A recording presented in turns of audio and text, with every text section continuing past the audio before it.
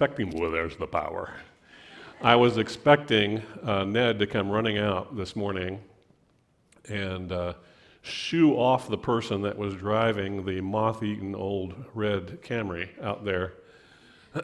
Never fear, that's our backup vehicle. My parents bought it, I bought it from them, gave it to our kids, bought it back from them, gave it to our kids, bought it back from them. I've bought it 3 times. I can't get rid of the darn thing. I've got more money in the tires than the whole thing's worth. I can't kill it. Well, it's the backup vehicle this morning, and I'm driving that because I'm being a good husband, and my wife is driving the better one. I don't know how I feel about this, but of course the first question I got this morning from more than one person was, "Where's Ruth?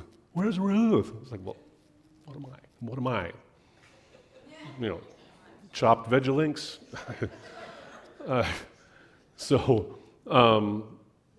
For the moment, I'm ruthless, but hey, for what you're paying for this humor, low expectations, guys. But she's coming. She had some responsibilities in kindergarten at McDonald Road, and so she's coming. So when she comes bursting in the door, it's not because she got up late, it's because she is doing what Jesus asked her to do. Some of you know that we've been going on a little bit of a journey with our property. We've been blessed with a fairly large acreage right in the middle of Collegedale, which you can really no longer find. And it was definitely a prayer journey to find that, and we've been working on developing it ever since. And 4 weeks from yesterday, we moved on to it. At least our RV is there. And we're so thankful. So we were able to name the road. We picked the name for 2 reasons. It's called Solid Rock Way. So the superficial reason is because we chose to not curse the fact that we are blessed with very large mineral chunks all over the whole property. Some of them as big as that Camry or bigger, but celebrate them. And so they are scattered up and down the driveway, strategically placed and propped and stacked for their beauty. The second reason is a fun way to witness. So somebody says, "Oh, you named your own road?" Yeah, well, we named it because of the rocks, and we also named, you know that song? It goes, "My hope is built on nothing less than..." Yeah, and then the chorus goes, "On Christ the..." There you go.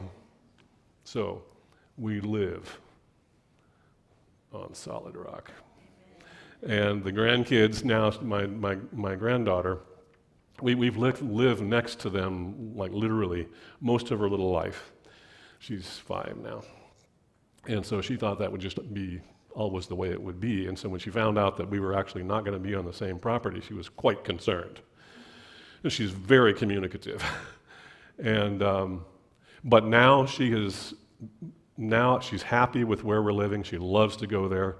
One of the reasons is because there's a lot of dirt.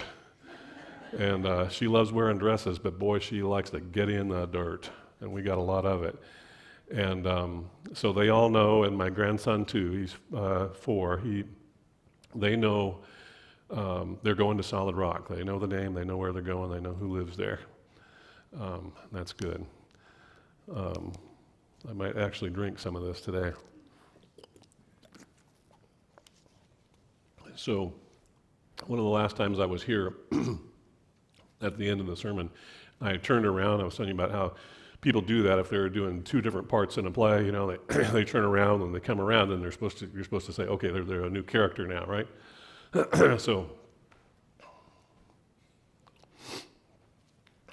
So, I might start doing this a lot. I don't know.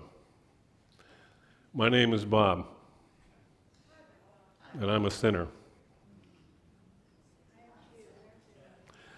And I'm saved by violent, bloody grace from Jesus on the cross. So I'm not going to be preaching today. Well, not much. I've got a story to tell about Jesus. So I want you to relax and do not go to sleep. I'll be watching. So you'll notice if all of a sudden the story, which doesn't need any punctuation, all of a sudden has a, it's because I've seen somebody that's, yeah. So relax, but don't go to sleep as I prepare to tell you a story about Jesus. So let's bow our heads. Dear Jesus, let us see you in this story today, your story. Amen. So Harry was finally headed home from the seminary. He was so excited. He'd been gone for years, only just sporadically coming home. He thought, okay, I'm going home, and I'm going to be able to pastor in my home church. It's like my dream come true. I can hardly wait. He was just really excited to come home. He thought of all of his dreams as he had been gone at the seminary, being able to preach there, being able to serve there in his hometown. And then he thought of other things. He thought about family, a wife, all these dreams that he had. And whenever he thought about a family, about a wife, one face kept popping up. Saucy little grin, curly dark hair, snapping brown eyes, and somebody that was a lot of fun to play with as a kid and always seemed to get in a little bit of trouble, but lots of fun. So he got home, and one day he was teaching a class at the church, and he happened to glance out the window and saw someone going by, dark curly hair, snappy brown eyes, a little saucy grin, and a little extra swish of the hips as she went by, and he completely forgot what he was talking about. He thought, I think I know her, but something's changed since I was here last. Well, an elder in the back of the room noticed where he was looking. He pulled him aside afterwards. He said, look, you really shouldn't be paying any attention. Gina has a little bit of a bad rep, and he's like, yeah, she was a childhood friend. Yeah, I know her. People are just jealous because she's. Don't worry. Well, he kept seeing her around town from time to time, and he started praying. It's like, okay, God, here I am. I'm serving where you want me to serve. Time for me to start a family. I need to find a wife. That'd be really good. Okay, so, oh, by the way, so what about Gina? Yeah, I know. She's not exactly what you might think of when you think of a pastor's wife, but who is? So what about Gina? And so, every morning, every night, he would pray, have these conversations. Well, one morning, he heard God tell him, okay, Harry, marry Gina. And he was like, wait, what? Oh, really? Gina, right? Harry, marry Gina. Okay. So he started spending more time with her. They would go out, do different things together, started forming a relationship with her. He was so excited. Elder came back to visit him again. Said, look, You really should. And he was like, man, look, I've prayed about this. God told me, okay? So don't worry. We got this. So wedding day came. Harry was just ecstatic. He's got his childhood friend he's marrying. She's gorgeous. This is so exciting. And so they got married. Harry's just blissfully happy. Months passed, and she's pregnant. And Harry's like, yes, the family begins. This is so great. Oh, well, Gina wasn't exactly a happy camper during the pregnancy. I thought, well, it's probably all caused by that. I need to be understanding. It's fine, Well, finally, the day of delivery came. Oh, they were at the hospital. Oh, boy. And he could hardly wait. And then the time came, and the doctor said, you have a son. Harry was so excited. He picked up the little bundle.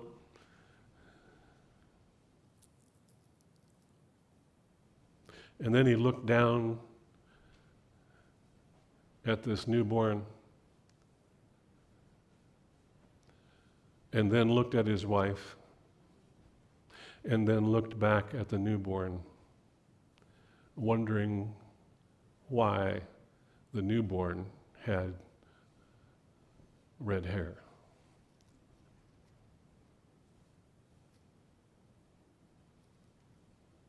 And he went down the hall carrying the young child and praying to God, saying, what is going on? You said this was the one. You told me. What is going on? He prayed, struggled. Finally, God said, okay, so here's the name for your child.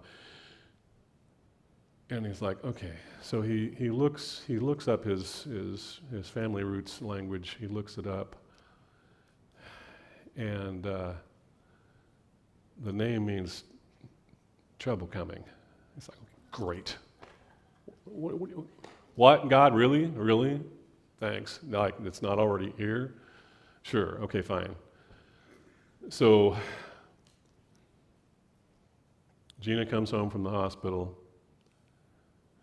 They're kind of in this new stage here. She's not paying a whole lot of attention to the young baby. Harry still doesn't know what to think about this whole thing. They get into some pretty good knockdown, drag-out fights. Things aren't good at home. Finally, one day he comes home from work, which was just across the campus from the church there, and Gina's gone. No message, no note, no notice, no nothing. Harry's like, here he is with this. Gone. Weeks pass by, and finally, one day he comes home from work, and there's Gina. No explanation. She looked pretty surly about it, pretty defiant about it, but she, yes, come in. So I am ruthless no longer. So if you're watching me on camera right now, my beautiful wife has just come in, and my beautiful sister as well. So where was I? Say Harry isn't the only one that can get distracted, right? So here she is. She's back home. Few weeks later, Harry finds out that she's again expecting. Except this time, he's like counting, click, click, click. He's like, okay, wait. Before she left, we were not in a good place, and we were not sharing the same bed all that time. And then she was gone for what? Well, time passes finally, and the baby is born. Little girl this time. And he looks at this little girl that timing tells him is maybe not theirs together. And he looks at God, and he's like, now what? How am I supposed to love this child? So God gives him a name for her. And he very nervously goes to the name book and looks up the definition.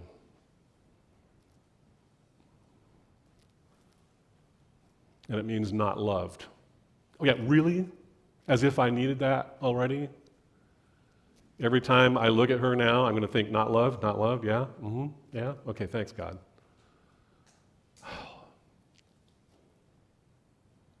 Time passed. Gina is not a very participative mother. The load at home is heavy. And they sort of develop into a little bit of a armed truce. I don't know. They're traveling along. Months passed. Gina is pregnant again. And he's thinking, okay, we've been together in between. Maybe this is the turnaround for us. So he develops a little bit of enthusiasm for this, and he's thinking, okay, maybe this will be the turning point for us. And finally the waited day comes. They're back at the hospital. Gina's getting ready to deliver, and then the moment comes. The doctor says, you have a son. He's so excited.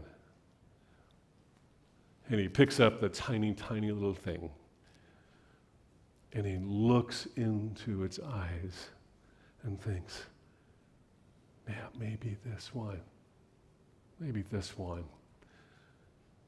Right up until the little knit cap slips, and he sees another head of red hair.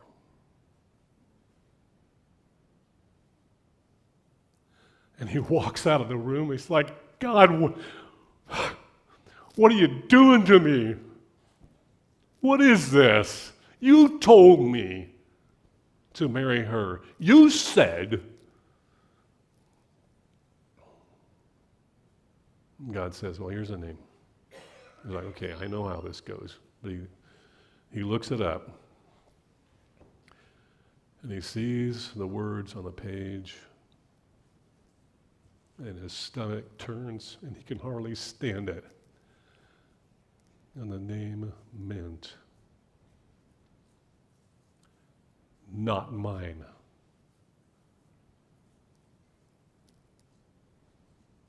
Okay, thanks, God. And he goes back to the delivery room, and all he can see is an empty bed. Gina is gone. So he goes home with his newborn, and now he's got 2 toddlers and a newborn at home. And the mom is gone. No explanation, no note. He has angry conversations with God. Many conversations. Months and months go by. One day, he sees Gina across the street, coming out of a high-end restaurant on the arm of a young man, dressed flashier than he'd ever seen before, going towards a Corvette. And she happens to look up and see him.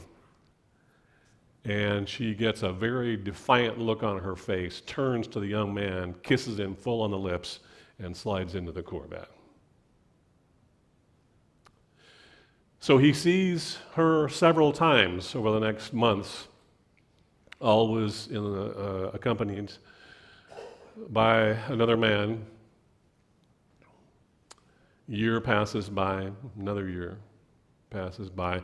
He notices that she seems to be dressed a little less well, and the men that she's with do not look quite as affluent as they had at first. After a while, he does not see her again for another year or two.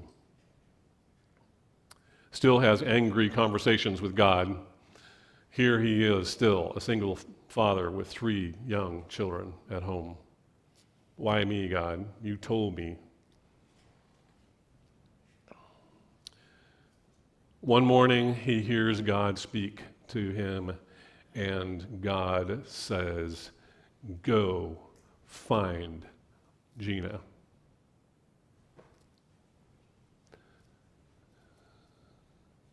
So he's thinking, okay, so wait, maybe I didn't hear that right.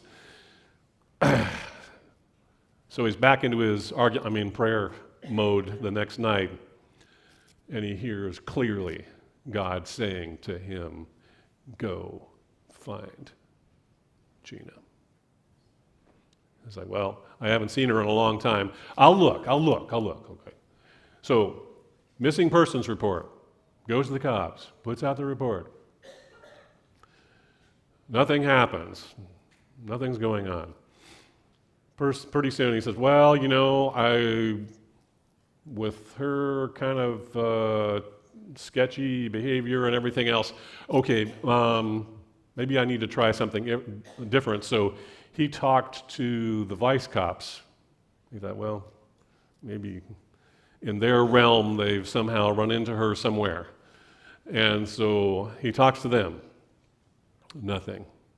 He starts walking the streets at night.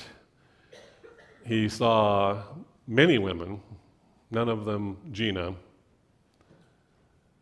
He shows her picture. No one has seen her. Night after night after night, he searches, obeying what Jesus asked him to do, not finding her.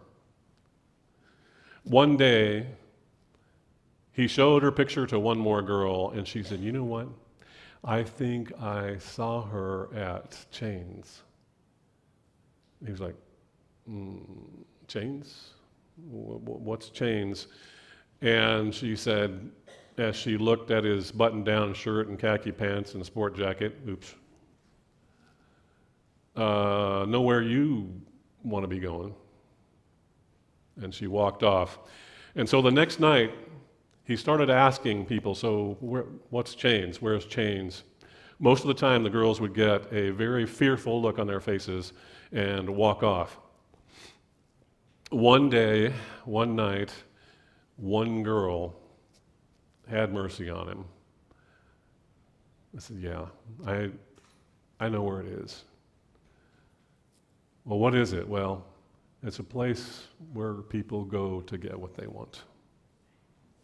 You don't want to go there.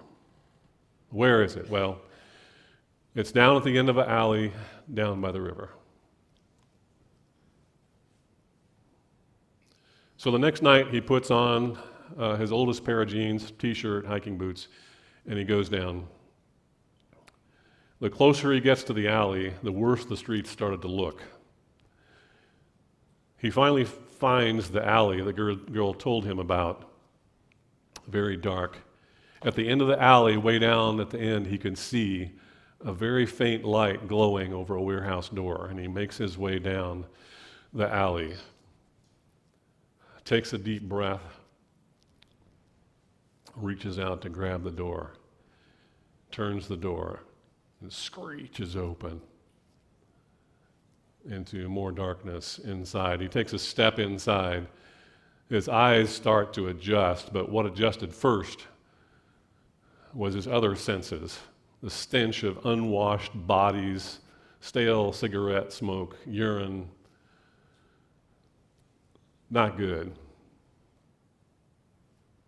He takes a few steps further in, And he recoils in horror when he turns and sees a barely scantily clothed young woman chained to a ring in the wall.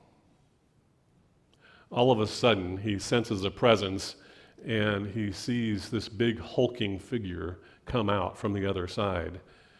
And he kind of smirks. He says, "So, see anything you want?" Well, he takes another step or two and sees someone else. And he takes a step further, and he sees dark, curly hair, matted and filthy beyond belief, a torso covered with open sores, ribs showing. But he would know her anywhere. And it was Gina. So he turned to the Hulk and he says, "So how much?" And he kind of smirked and he started naming off figures. And he said, No. How much to take her?" And he named a much higher figure. So he went home. The next morning, he cleaned out his bank account, realized that he still didn't have enough. Went home and took everything valuable that he had that he could carry. He had a prized watch from his dad, an iPad, various other things. He gathered them all up with the money that he had gotten from the bank. And that night, he went back down to Chains. And he opened the door. The Hulk stepped right out, this time kind of greedy gleam in his eye. And he handed over all of his cash and all the other things that he brought with him.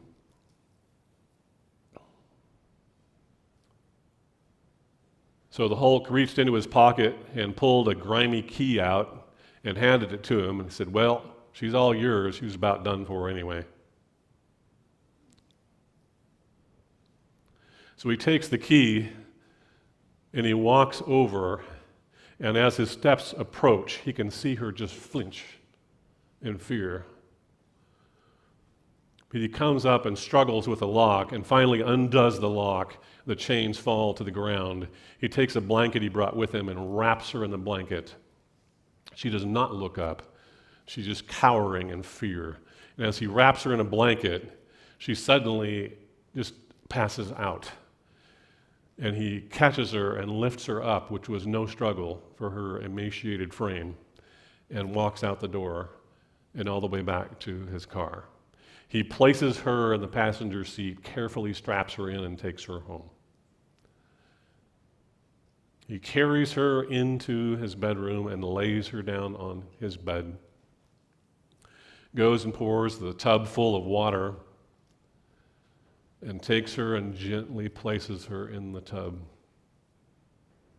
At one moment, she looks up, and all he could see was a flash of recognition and then fear. And then she looked down again. He gently washes all of her matted hair, takes care of all of her sores, wraps her up in a clean blanket, carries her out to the back porch and sets on a deck chair on his back porch and holds her. As the sun of a new day just starts to come up over the horizon,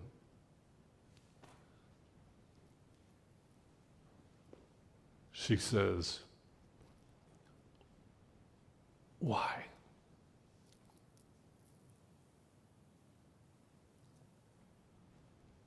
And Harry chokes, and he prays, and then he gathers up every bit of strength that he has, and he speaks. And he says this. He says, "I love you. You are mine. You will be with me and me only. You will be my wife, and I will be your husband.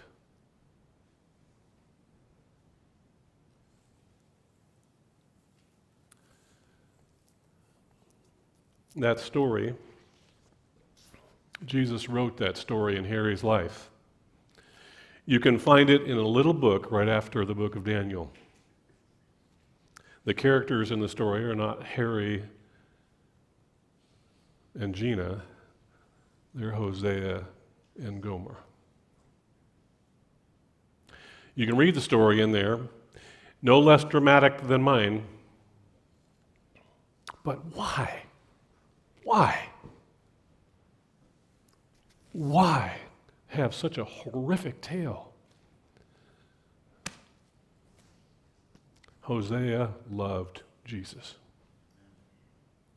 Hosea was obedient.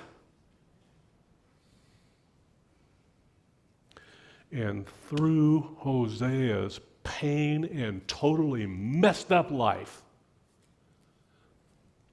Jesus shows us one more time about commitment, about love, about grace.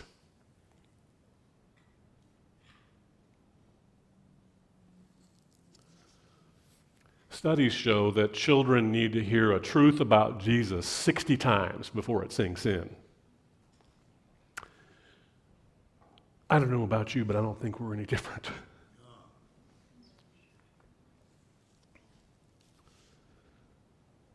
There may be somebody in the sound of my hearing somewhere that thinks I preach about Jesus' love too often.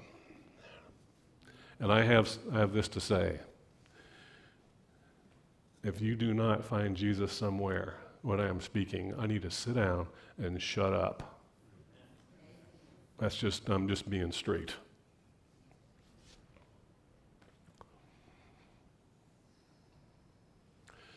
Someone in this house or somebody that is hearing me right now is thinking, I'm not good enough. I've gone too far to come back to God now. It's too late.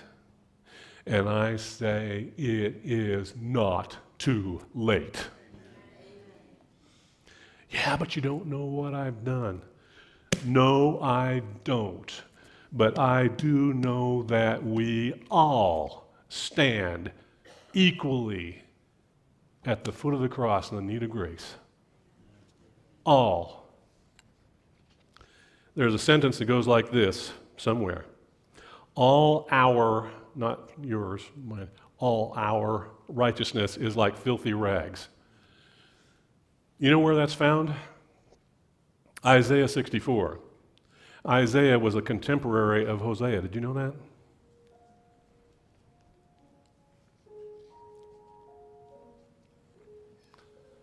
Jesus chose the idea of you before you were born. He designed you and created you just to be with Him. That was the whole point. But then He lost all of us, to sin. And then He redeemed us and brought us back.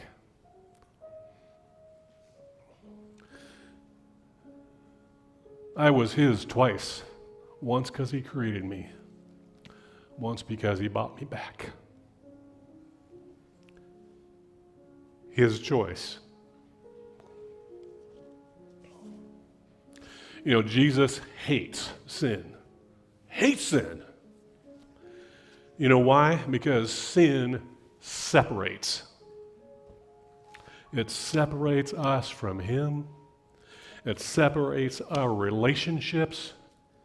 And it separates us from the best selves that He created us to be. Yeah, He hates sin. But man, does He ever love sinners.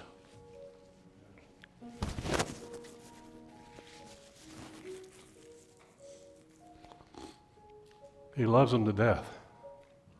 His.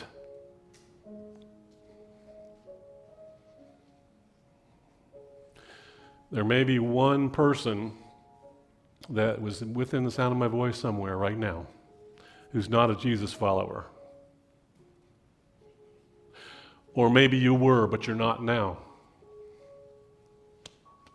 If you feel the Jesus of Hosea, the Jesus of Hosea's story pulling you this morning, don't wait. Come down and stand next to me during this hymn today. Amen. Let's stand.